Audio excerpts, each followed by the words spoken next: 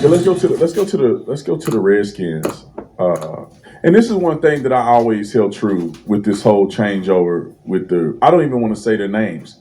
They are the Washington Redskins, and they're gonna be the Washington Redskins until the day I die. They'll always be the Washington Redskins, and that's what they're gonna be. You happy Thanksgiving, America, and the rest of the world. Xander J. Hobson here, comedian, director, and producer of boxing documentaries and troll to those who need trolling. This here is another episode of The Devil's Advocate, brought to you by the Brilliant Artist Movement. Folks, do me a favor because I believe there might be a shadow ban on the channel. And for that reason, I need you to subscribe, like this video, share it. And by all means, leave a comment in the comment section because I enjoy checking out the feedback from these videos that I make, as well as exchanging opinions and points of views with you all. Now, we all know that before they were stupid enough to take the Washington Redskins logo off and change the name, they did a survey of Native American tribes, and 80% of them said they didn't have a problem with being the Washington Redskins. Let me just express to you guys real quick how stupid these people are. They literally fight fascism with fascism. They fight racism by being racist. And they literally recreate history by eliminating minorities from history. So anyway, it appears as though that the Washington Commanders is going to be going back to the Washington Redskins. Let's see what my big brother B. Tatum got to say about this.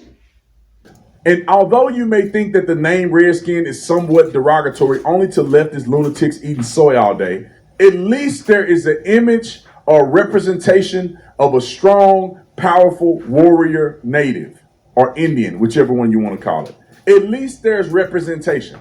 Just like the Florida Seminoles. It gives a perception of the warrior Indian person. How do you know, Brandon? I took indigenous studies when I was in college. And therefore, I found a great interest in the Native people, and I love them, and I think that they're absolutely amazing. They just end up losing to the white folks.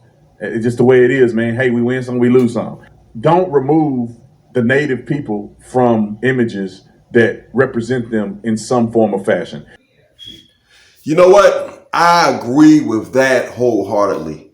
We're living in a time where you have individuals who are trying to remove the minority contribution from history.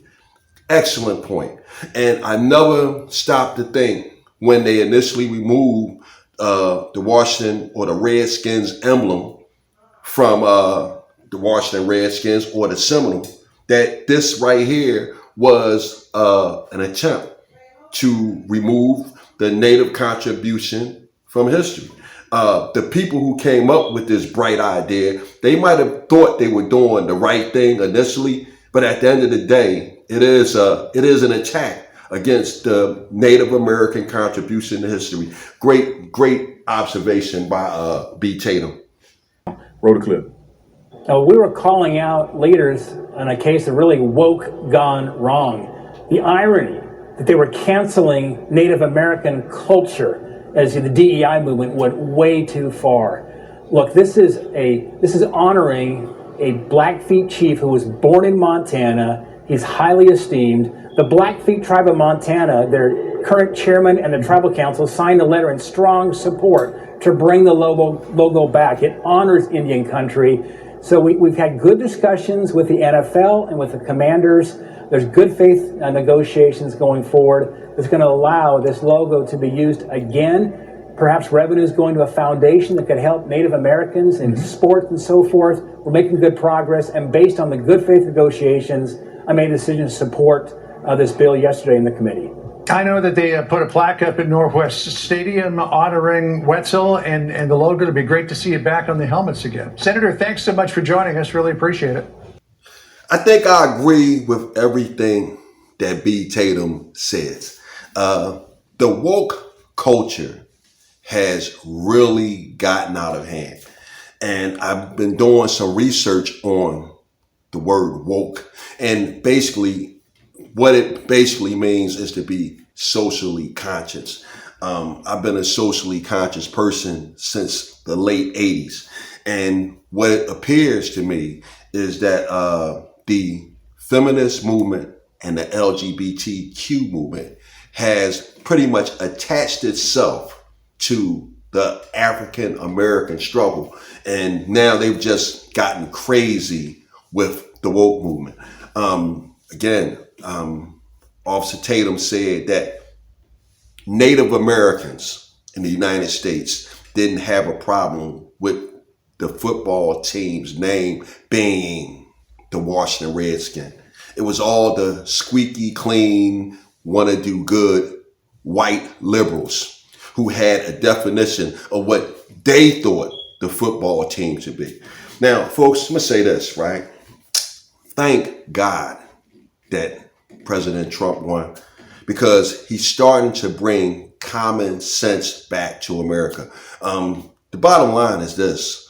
Over the past few years, the tail has been wagging the dog, and common sense has went out the window. So, it's not a whole lot to talk about. It looks like there's a strong campaign for the Washington Commanders to reclaim their original name, the Washington Redskins, and hopefully this is the case. Going forward, we can look to at least 4 years of good, solid common sense coming back into America. And come 2028, we're going to get out there and we're going to support Vice President Vance, and we're going to try to get him 8 solid years. So if we can get a good 12 years of common sense flowing through the veins of the United States of America, we'll be good to go. So with that said, folks, I'm done with it.